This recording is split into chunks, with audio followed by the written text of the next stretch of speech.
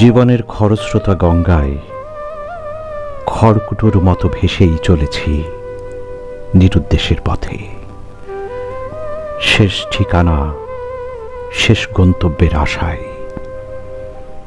মনুষ্যত্ব বিবেক আজ মৃত, ভয়ে লজ্জায় ঘৃণায় কণ্ঠ হয়েছে সংকুচিত। ভুলে ভরা জীবন জুড়ে কখনোই পাওয়া না পাওয়ার হিসেব কষিনি। তারপরও জীবন জুড়ে প্রাপ্তির খাতায় যোগ হয়েছে অনেক কিছু।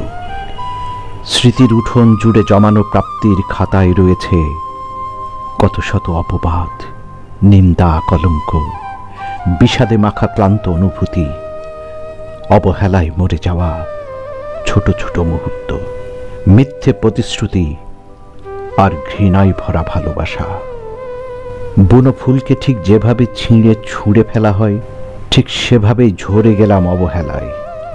তবুও বিষাদগুলো স্মৃতি হয়ে তোলা থাক হৃদয়ের আলনায়। নির্ঘুম রাত সাক্ষী হয়ে অপেক্ষায় থেকে থেকে রাত্রি দ্বীপ্রহর থেকে কখন যেন ভোর নেমে আসে। অভিমানের স্নিগ্ধ জ্যোৎস্নায় বিরহী চাঁদের মতো আমিও একা একা পুড়ে সিক্ত আর স্বচ্ছ হয়েছি হৃদয় উদ্যানের আর্তনাধীন চিৎকারে।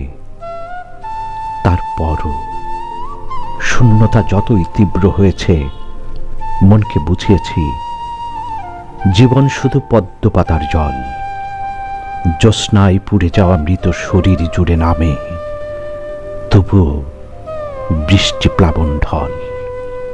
বাহিরটা হোক চাকচিক্যময় আলোর রোশনাইয়ের মতো, ভিতরে যতই রক্তক্ষরণ হোক, বেলা শেষে শেষ যাত্রায় মুখের হাসিটা যেন থাকে অবিচল, অক্ষত।